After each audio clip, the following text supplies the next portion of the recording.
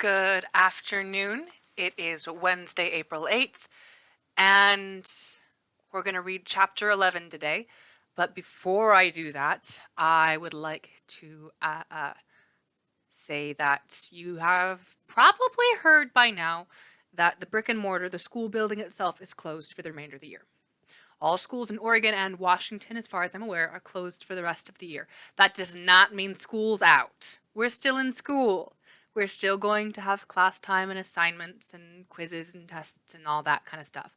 We're not going to be doing state testing, as far as I know, but we are going to be doing schoolwork. It's just going to be a lot different, obviously, because I'm going to be here and you're going to be there. So we'll get through it. We will. Hopefully you have everything you need to be prepared for school. If you don't, and you're watching this, let me know. Shoot me a text or call me. And you'll get news later and all will be well. But this is a video for Read Aloud, not more than a minute of updates. So, without further ado, Chapter 11. I set myself on fire. I thought we'd lost the spider until Tyson heard a faint pinging sound. We made a few turns, backtracked a few times, and eventually found the spider banging its tiny head on a metal door. The door looked like one of those old-fashioned submarine hatches, oval with metal rivets around the edges and a wheel for a doorknob. Where the portal should have been was a big brass plaque, green with age, with a Greek Ada inscribed in the middle. We all looked at each other. "Ready to meet Hephaestus?" Grover said nervously. "No," I admitted. "Yes," Tyson said gleefully, and he turned the wheel. As soon as the door opened, the spider scuttled inside with Tyson right behind it. The rest of us followed, not quite as anxious. The room was enormous. It looked like a mechanic's garage with several hydraulic lifts. Some had cars on them, but others had stranger things. A bronze hippolectrion with its horse head off and a bunch of wires hanging out of its rooster tail. A metal lion that seemed to be hooked up to a battery charger, and a Greek war chariot made entirely of flames. Smaller projects cluttered a dozen work tables. Tools hung along the walls. Each had its own outline on a pegboard, but nothing seemed to be in the right place. The hammer was over the screwdriver place. The staple gun was where the hacksaw was supposed to go. Under the nearest hydraulic lift, which was holding a '98 Toyota Corolla, a pair of legs stuck out, the lower half of a huge man in grubby pants and shoes even bigger than Tyson's.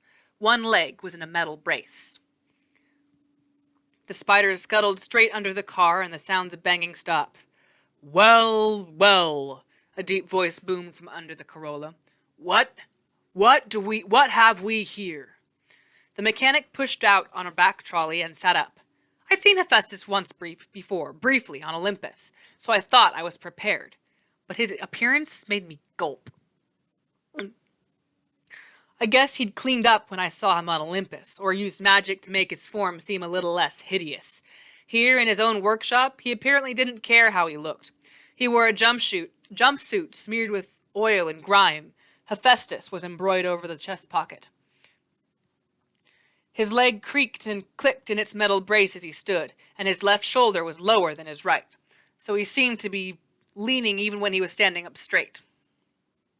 His head was misshapen and bulging. He wore a permanent scowl. His black beard smoked and hissed. Every once in a while, a small wildfire would erupt in his whiskers, then die out. His hands were the size of catcher's mitts, but he handled the spider with amazing skill. He disassembled it in 2 seconds and then put it back together. "There," he muttered to himself. "Much better." The spider did a happy flip in his palm, shot a metallic web at the ceiling, and went swinging away. Hephaestus glowered up at us. "I didn't make you, did I?" Annabeth said. "No, sir." "Good," the god grumbled. "Shoddy workmanship." He studied Annabeth and me. "Half-bloods," he grunted. "Could be automatons, of course, but probably not." We've met, sir," I told him. "Have we?" the god asked absently. I got the feeling he didn't care one way or the other. He was just trying to figure out how my jaw worked, whether it was a hinge or a lever or what. "Well then, if I didn't smash you to a pulp the first time we met, suppose I won't have to do it now." He looked at Grover and frowned. Satyr. Then he looked at Tyson and his eyes twinkled. Well, a Cyclops. Good, good. What are you doing traveling with this lot? Said Tyson, staring at the god in wonder. Yes, well said, Hephaestus agreed. So there'd better be a good reason you're disturbing me. The suspension on this corolla is no small matter, you know. Sir, Annabeth said hesitantly, we're looking for Daedalus. We thought... Daedalus? The god roared. You want that old scoundrel? You dare seek him out? His beard burst into flames and his black eyes glowed. Yes, sir, please, Annabeth said. Humph, you're wasting your time. He frowned at something on his work table and limped over to it. He picked up a lump of springs and metal plates and tinkered with them. In a few seconds he was holding a bronze and silver falcon. It spread its wings, blinked its obsidian eyes, and flew around the room. Tyson laughed and clapped his hands. The bird landed on Tyson's shoulder and nipped his ear affectionately. Hephaestus regarded him. The god's scowl didn't change, but I thought I saw a kinder twinkle in his eyes. I sense you have something to tell me, Cyclops. Tyson's smile faded. Yes, Lord, we met 100-handed one. Hephaestus nodded, looking unsurprised. Briareus? Yes, he was scared. He would not help us. And that bothered you? Yes, Tyson's voice wavered. Briareus should be strong. He is older and greater than Cyclopes, but he ran away. Hephaestus grunted. There was a time I admired the 100-handed ones, back in the days of the First War, but people, monsters, even gods change, young Cyclops. You can't trust 'em. Look at my loving mother, Hera. You met her, didn't you? She'll smile to your face and talk about how important family is, eh? Didn't stop her from pitching me off Mount Olympus when she saw my ugly face. But I thought Zeus did that to you, I said. Hephaestus cleared his throat and spat into the bronze spittoon. He snapped his fingers and a robotic falcon flew back to the work table. Mother likes telling that version of the story, he grumbled. Makes her seem more likable, doesn't it? Blaming it all on my dad. Truth is, Mother likes families, but she likes a certain kind of family. Perfect families. She took one look at me and, well, I don't fit the image, do I? He pulled a feather from the falcon's back and the whole automaton fell apart. Believe me, young Cyclops, Hephaestus said, you can't trust others. All you can trust is the work of your own hands. It seemed like a pretty lonely way to live. Plus, I didn't exactly trust the work of Hephaestus.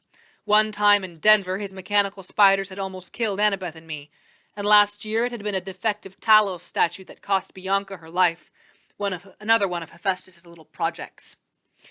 He focused on me and narrowed his eyes as if he were reading my thoughts.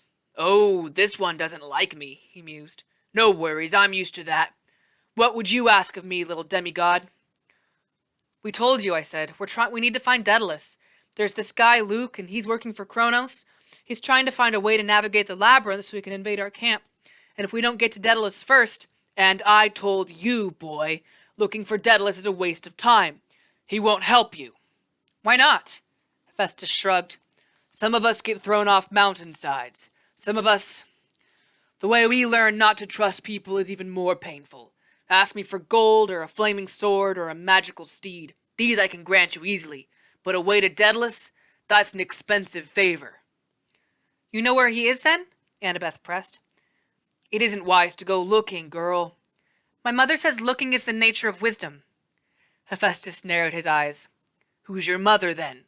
Athena. Figures. He sighed. Fine goddess, Athena. A shame she pledged never to marry. All right, half-bloods. I can tell you what you want to know, but there is a price. I need a favor done. Name it. Hephaestus actually laughed. A booming sound like a huge bellows stoking a fire. You heroes, he said, always making rash promises. How refreshing. He pressed a button on his workbench and the metal shutters opened along the wall. It was either a huge window or a big screen TV. I couldn't tell which. We were looking at a gray mountain ringed in forests. It must have been a volcano because smoke rose from its crest. One of my forges, Hephaestus said. I have many, but that used to be my favorite. That's Mount St. Helens, Grover said. Great forests around there. You've been there? I asked. You know, looking for Pan. Wait, Annabeth said, looking at Hephaestus. You said it used to be your favorite. What happened? Hephaestus scratched his smoldering beard. Well, that's where the monster Typhon is trapped, you know. Used to be under Mount Etna, but when we moved to America, his force got pinned under Mount St. Helens instead.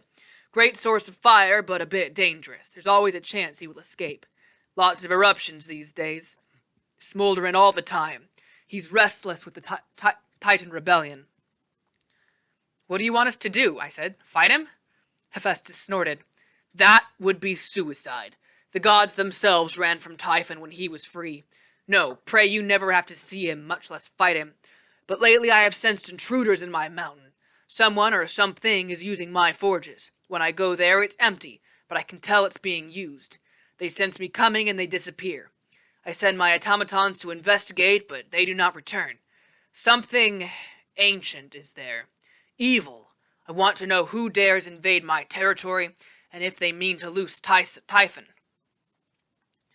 You want us to find out who it is, I said. Aye, Hephaestus said. Go there. They may not sense you coming. You are not gods. Glad you noticed, I muttered. Go and find out what you can, Hephaestus said. Report back to me and I will tell you what you need to know about Daedalus. All right, Annabeth said. How do we get there? Hephaestus clapped his hands. The spider came swinging down from the rafters. Annabeth flinched when it landed at her feet. My creation will show you the way, Hephaestus said. It is not far through the labyrinth. Try to stay alive, will you? Humans are much more fragile than automatons. We were doing okay until we hit the tree roots. The spider raced along and we were keeping up, but then we spotted a tunnel off to the side that was dug from raw earth and wrapped in thick roots. Grover stopped dead in his tracks. What is it? I said. He didn't move. He stared open-mouthed into the dark tunnel. His curly hair rustled in the breeze. Come on, Annabeth said. We have to keep moving. This is the way, Grover muttered in awe. This is it. What way? I asked. You mean to Pan? Grover looked at Tyson. Don't you smell it? Dirt, Tyson said, and plants. Yes, this is the way. I'm sure of it. Up ahead, the spider was getting farther down the stone corridor. A few more seconds and we'd lose it. We'll come back, Annabeth promised, on our way back to Hephaestus. The tunnel will be gone by then, Grover said. I have to follow it. A door like this won't stay open. But we can't, Annabeth said. The forges. Grover looked at her sadly. I have to, Annabeth. Don't you understand? She looked desperate, like she didn't understand at all. The spider was almost out of sight, but I thought about my conversation with Grover last night, and I knew what we had to do. We'll split up, I said. No, Annabeth said. That's way too dangerous. How will we ever find each other again? And Grover can't go alone. Tyson put his hand on Grover's shoulder. I will go with him. I couldn't believe I was hearing this. Tyson, are you sure? The big guy nodded. Goat Boy needs help. We will find the god person. I am not like Hephaestus. I trust friends. Grover took a deep breath. Percy, we'll find each other again. We've still got the empathy link. I just have to. I didn't blame him. This was his life's goal. If he didn't find Pan on this journey, the council would never give him another chance. I hope you're right, I said. I know I am. I'd never heard him sound so confident about anything except maybe that cheese enchiladas were better than chicken enchiladas. Be careful, I told him. Then I looked at Tyson. He gulped back a sob and gave me a hug that just about squeezed my eyes out of their sockets. Then he and Grover disappeared through the tunnel of tree roots and were lost in the darkness. This is bad, Annabeth said. Splitting up is a really, really bad idea. We'll see them again, I said, trying to sound confident. Now come on, the spider is getting away. It wasn't long before the tunnel started to get hot. The goldstone walls glowed. The air felt as if we were walking through an oven. The tunnel sloped down and I could hear a loud roar, like a river of metal. The spiders skittered along with Annabeth right behind. Hey, wait up, I called to her. She glanced back at me. Yeah? Something Hephaestus said back there. About Athena. She swore never to marry, Annabeth said. Like Artemis and Hestia. She's one of the maiden goddesses. I blinked. I'd never heard that about Athena before. But then, How come she has demigod children? I nodded. I was probably blushing, but hopefully it was so hot that Annabeth didn't notice. Percy, you know how Athena was born? She sprung from the head of Zeus in full battle armor or something. Exactly. She wasn't born in the normal way. She was literally born from thoughts. Her children are all born the same way. When Athena falls in love with a mortal man, it's purely intellectual, the way she loved Odysseus in the old stories. It's a meeting of minds. She would tell you that's the purest kind of love. So, your dad and Athena, so you weren't... I was a brainchild, Annabeth said. Literally. Children of Athena are sprung from the divine thoughts of our mother and the mortal ingenuity of our father. We are supposed to be a gift, a blessing from Athena on the men she favors. But, Percy, the spider's getting away. Do you really want me to explain the exact details of how I was born? No, that's okay. She smirked. I thought not. Then she ran ahead. I followed, but I wasn't sure I would ever look at Annabeth the same way again. I decided some things were better left as mysteries. The roaring got louder. After another mile or so, we emerged in a cavern the size of a Super Bowl stadium. Our spider escort stopped and curled into a ball. We had arrived at the Forge of Hephaestus. There was no floor, just bubbling lava hundreds of feet below. We stood on a rock ridge that circled the cavern. A network of metal bridges spanned across it. At the center of a huge platform with all sorts of mechanics, machines, cauldrons, forges, and the largest anvil I'd ever seen, a block of iron the size of a house. Creatures moved around the platform, several strange, dark shapes, but they were too far away to make out details. We'll never be able to sneak up on them, I said. Annabeth picked up the metal spider and slipped it into her pocket. I can. Wait here. Hold it, I said, but before I could argue, she put on her Yankees cap and turned invisible. I didn't dare call after her, but I didn't like the idea of her approaching the forge on her own. If those things out there could sense a god coming, would Annabeth be safe? I looked back at the labyrinth tunnel. I missed Grover and Tyson already. Finally, I decided I couldn't stay put. I crept along the outer rim of the lava lake, hoping I could get a better angle to see what was happening in the middle. The heat was horrible. Garrigan's ranch had been a winter wonderland compared to this. In no time, I was drenched in sweat. My eyes stung from the smoke. I moved along, trying to keep away from the edge, until I found my way blocked by a cart on metal wheels, the kind they use in mine shafts. I lifted up the tarp and found it was half full of scrap metal. I was about to squeeze my way around it when I heard two voices from up ahead, probably from a side tunnel. Bring it in? One asked. Yeah, another said. Movie's just about done. I panicked. I didn't have time to back up. There was nowhere to hide except the cart. I scrambled inside and pulled the tarp over me, hoping nobody had seen me. I curled my fingers around Riptide, just in case I had to fight. The cart lurched forward. Oi, a gruff voice said. Thing weighs a ton. It's celestial bronze, the other said. What do you expect? I got pulled along. We turned a corner, and from the sound of the wheels echoing against the walls, I guessed we had passed down a tunnel and into a smaller room. Hopefully I was not about to be dumped into a smelting pot. If they started to tip me over, I'd have to fight my way out quick. I heard lots of talking, chattering voices that didn't sound human, somewhere between a seal's bark and a dog's growl. There were other sounds too, like an old-fashioned film projector and a tinny voice narrating. Just set it in the back, a new voice ordered from across the room. Now, younglings, please attend to the film. There will be time for questions afterward. As the voices quieted down, I could hear the film. As a young sea demon matures, the narrator said, changes happen in the monster's body. You may notice your fangs getting longer, and you may have a sudden desire to devour human beings. These changes are perfectly normal and happen to all young monsters. Exciting snarling filled the room. The teacher, and I guess it must have been a teacher, told the younglings to be quiet, and the film continued. I didn't understand most of it, and I didn't dare look. The film kept talking about growth spurts and acne problems caused by working in the forges, and proper flipper hygiene, and it was finally over. Now, younglings, the instructor said, what is the proper name of our kind? Sea demons, one of them barked. No. Anyone else? Telkinds, another monster growled. Very good, the instructor said. And why are we here?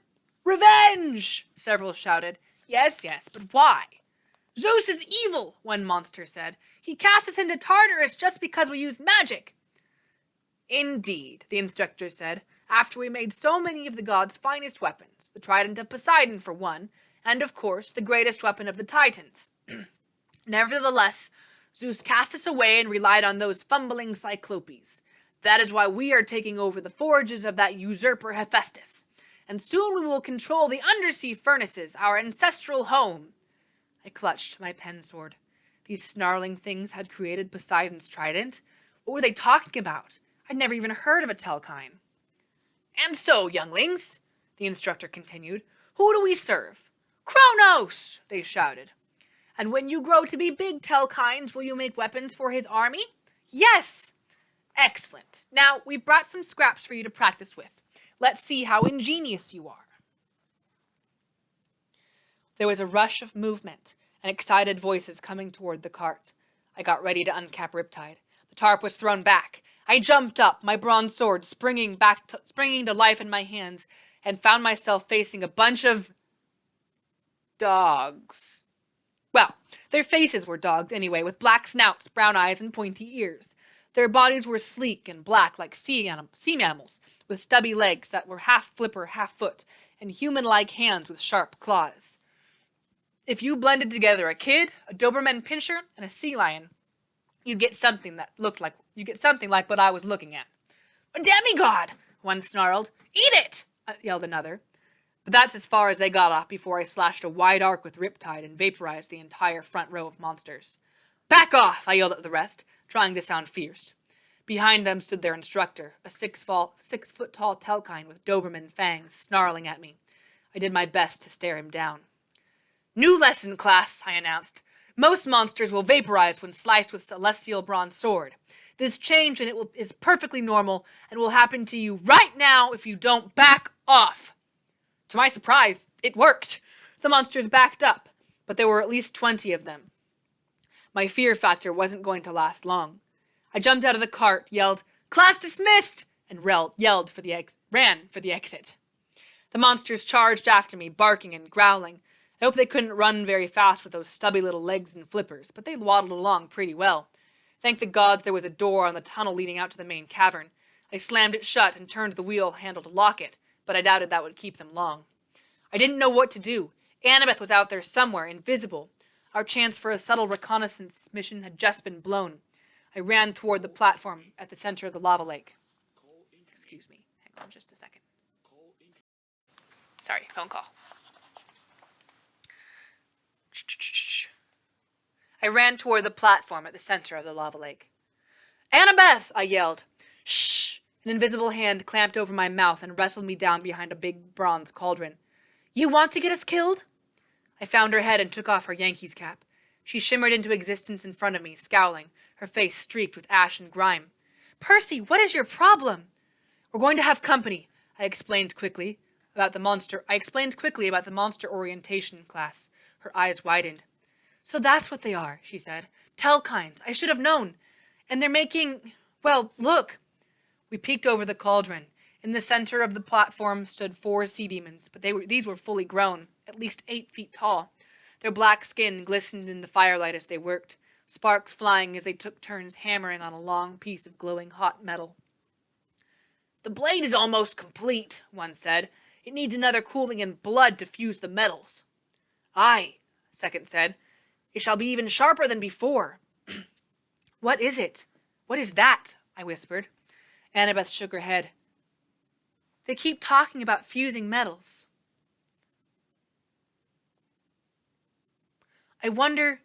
They were talking about the greatest Titan weapon, I said. And they said they made my father's trident. The Telkines betrayed the gods, Annabeth said. They were practicing dark magic. I don't know what exactly, but Zeus banished them to Tartarus. With Kronos. She nodded. We have to get out. No sooner had she said that than the door to the classroom exploded and then young Telkines came pouring out. They stumbled over each other, trying to figure out which way to charge. Put your cap back on, I said. Get out. What? Annabeth shrieked. No, I'm not leaving you. I've got a plan. I'll distract them. You use the metal spider. Maybe it'll lead you back to Hephaestus. You have to tell him what's going on. But you'll be killed. I'll be fine. Besides, we've got no choice. Annabeth glared at me like she was going to punch me. And then she did something that surprised me even more. She kissed me. Be careful, seaweed brain. She put on her hat and vanished. I probably would have sat there for the rest of the day, staring at the lava and trying to remember what my name was, but the sea demons jarred me back to reality. There! One yelled. The entire class of Telkines charged across the bridge toward me. I ran for the middle of the platform, surprising the 4 elder sea demons so much they dropped the red-hot blade. It was about 6 feet long and curved like a crescent moon. I'd seen a lot of terrifying things, but this unfinished whatever it was scared me worse. The elder demons got over their surprise quickly. There were 4 ramps leading off the platform, and before I could dash in any directions, each of them had covered an exit. The tallest one snarled. What do we have here? A son of Poseidon? Yes, another growled. I can smell the sea in his blood. I raised Riptide. My heart was pounding. Strike down one of us, demigod, the 3rd demon said, and the rest of us shall tear you to shreds. Your father betrayed us. He took our gift and said nothing as we were cast into the pit. We will see him sliced to pieces, he and all the other Olympians. I wished I'd had a plan. I wished I hadn't been lying to Annabeth. I'd wanted her to get out safely, and I'd hoped she'd been sensible enough to do it. But now it was dawning on me that this might be the place I would die. No prophecies from me. I would get overrun in the heart of a volcano by a pack of dog-faced sea lion people. The young Telkines were at the platform now too, snarling and waiting to see how their 4 elders would deal with me. I felt something burning against the side of my leg. The ice whistle in my pocket was getting colder. If ever I needed help, this now was the time. But I hesitated. I didn't trust Quintus's gift. Before I could make up my mind, the tallest Telkine said, Let's see how strong he is. Let's see how long it takes for him to burn. He scooped up some lava out of the nearest furnace. It set his fingers ablaze, but that didn't seem to bother him at all. The older Telkines did the same. The first one threw a glop of molten rock at me and set my pants on fire. 2 more splattered across my chest. I dropped my sword in sheer terror and swatted at my clothes. Fire was engulfing me. Strangely, it only felt warm at first, but it was getting hotter by the instant. Your father's nature protects you, one said. Makes you hard to burn, but not impossible, youngling. Not impossible. They threw more lava at me. I remember screaming. My whole body was on fire. The pain was worse than anything I'd ever felt. I was being consumed. I crumpled to the metal floor and heard the sea demon children howling in delight. Then I remembered the voice of the river naiad at the ranch. The water is within me. I needed the sea. I felt a tugging sensation in my gut, but I had nothing around to help me. Not a faucet or a river. Not even a petrified seashell this time. And besides, the last time I'd unleashed my power at the stables, there'd been that scary moment where it had almost gotten away from me. I had no choice. I called to the sea. I reached inside myself and remembered the waves and the currents, the endless power of the ocean, and I let it loose in one horrible scream. Afterwards, I could never describe what happened. An explosion, a tidal wave, a whirlwind of power simultaneously catching me up and blasting me downward into the lava. Fire and water collided, superheated steam, and I shot upward from the heart of the volcano in a huge explosion. Just one piece of flotsam thrown free by 1,000,000 pounds of pressure. The last thing I remember before losing consciousness was flying so high Zeus would never have forgiven me, and then beginning to fall, smoke and fire and water streaming from me. I was a comet hurtling toward the earth. And that is the end of Chapter 11. Chapter 12 is I Take a Permanent Vacation.